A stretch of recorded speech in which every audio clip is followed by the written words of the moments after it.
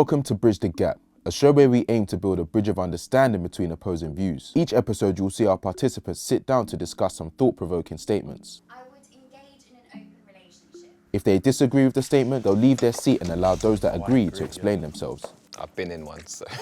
When I have been in relationships, I understand that people don't belong to me and I don't belong to people. Those that disagree then return and express themselves to the rest of the group. Living in a patriarchal society, the power balance favours men in open relationships. Disagree. And you see that. Hopefully building a bridge of understanding. Let's see what happens. I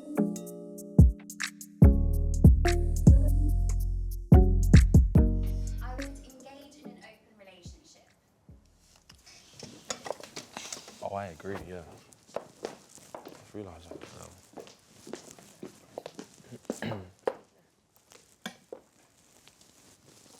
One sec, guys. You can have a seat on the other side. Do you know what it is with us two men being Oh, the only ones? can I- No, these guys. Oh, okay. Please discuss, guys. You want to start? I mean, I've been in an open relationship, so I don't actually know where to start, but I've been in one, so.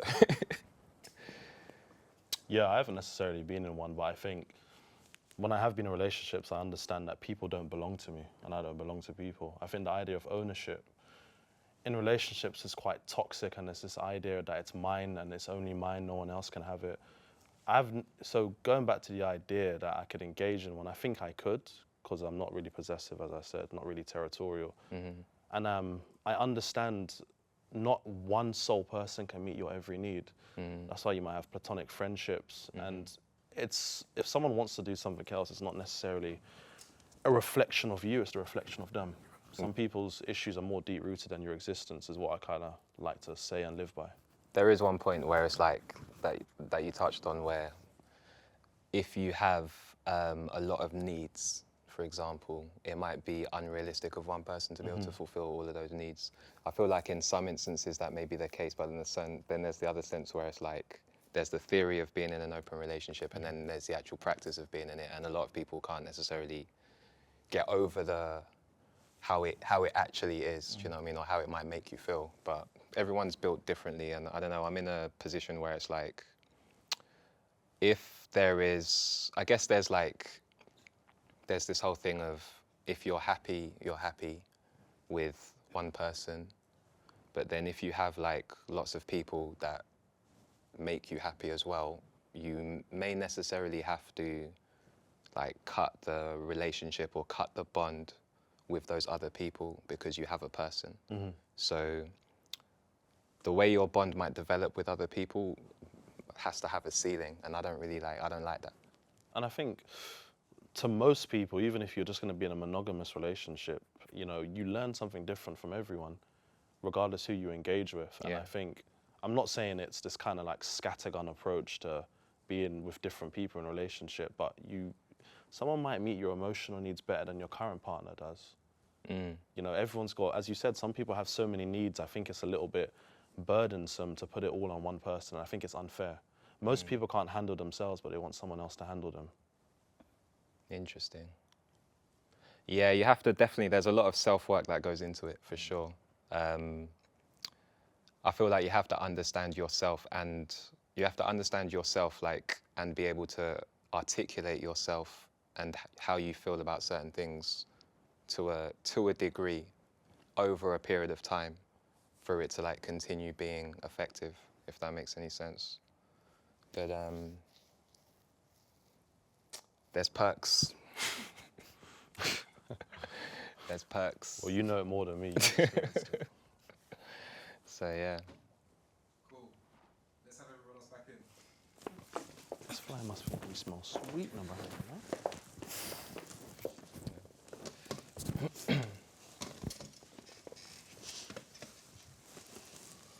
Nigga, go ahead and express why you disagree. Okay, I'll start. Okay. My reason for disagreeing is I feel like people are dishonest. And you might trust somebody and feel like, okay, they're being open, this is an open relationship, they might be seeing other people, I might be seeing other people, but where people have sexual contact people lie and they say they're not sleeping with other people, protect themselves, and that's how diseases spread. So I've had a lot of friends who have told me that their guy was cheating on them.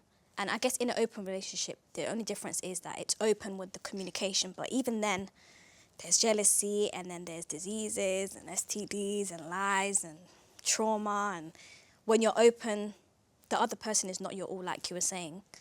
You know, you open up your options to other people. I just feel like, just to keep it safe, I feel like just keep it locked up just with one person or one person at a time.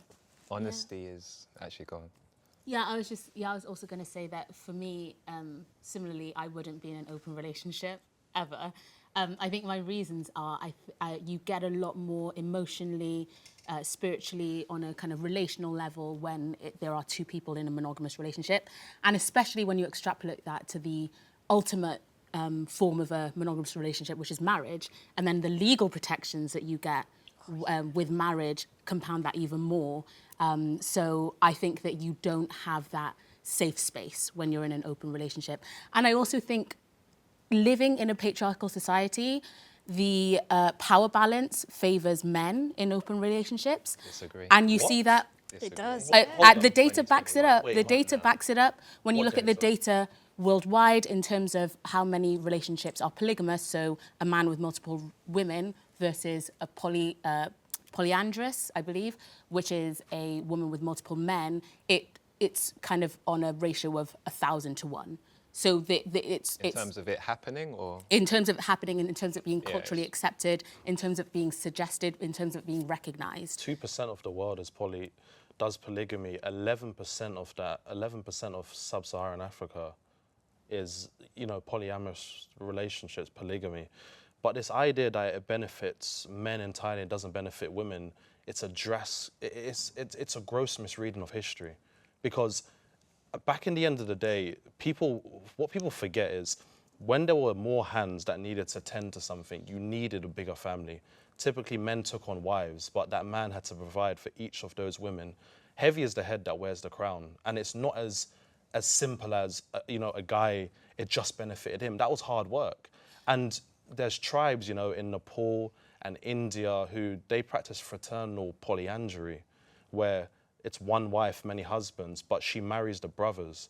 If one brother can't procreate, the next brother will step in line to keep the bloodline. That is very much an exception. And in relation to kind of farming and it being kind of beneficial because you can make more produce, there are ways that you can do that without a polygamous relationship. You can, to have economies of scale, you can just have lots of married couples, lots of monogamous relationships, grouping together, communities coming together would to still do farm the same together job, with the yeah. same end. People did without that. having to go this But people sexist did that. route. People did that, but it didn't happen. And the idea that it's inherently sexist, again, it's looking at something from one way. There's some women who prefer to be in relationships like that because it protects them. They have a bigger network to resource from, a bigger pool.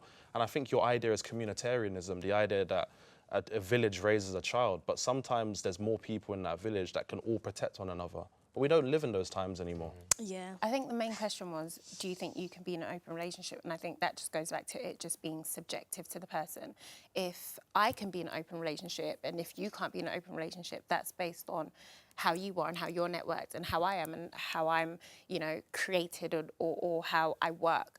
I think the reason I've said that I can't be in an open relationship is because I know myself and I know that I'm somebody who is, number one, I'm very incredibly territorial.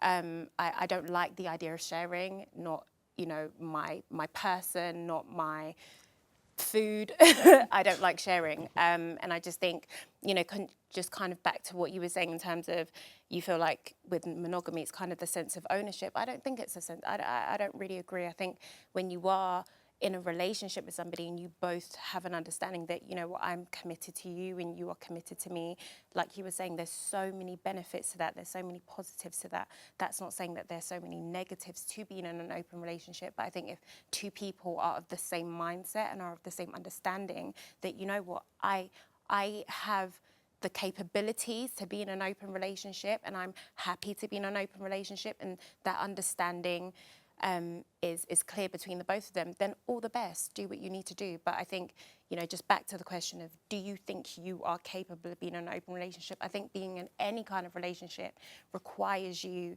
to have to look at yourself and think, do you know what, am I capable of fulfilling what this person needs? A relationship is, you know, a connection between yourself and whoever else, and it's, I'm pouring into you and you are pouring into me.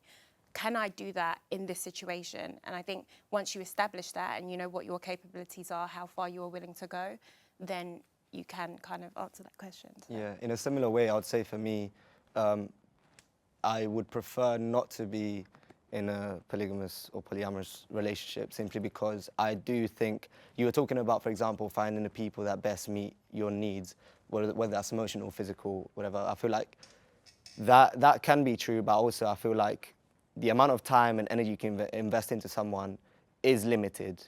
And so I feel like ultimately you are, to an extent, limiting the, like, for example, I'm someone who values a lot having a deep sentimental relationship with someone. And so I do feel like having multiple people for me would mean that I would maybe not like invest as much into what you would, is it called like a primary relationship? Yeah, so I do think that it could limit your investment into your main relationship. Yeah. I think also like there's kind of like you say, like you can only invest so much time and energy and effort. So you would have like a main person, but it doesn't mean necessarily that you're equally investing the same amount of time and effort with every person. And also it doesn't necessarily mean that you're even seeing people, multiple people at any given time. It can all vary. Do you know what I mean? Yeah, no, So definitely. like, but you kind of have to get to a point where everyone agrees, and then it gets complicated. And I think that's where people get upset, and then that's where there's miscommunication.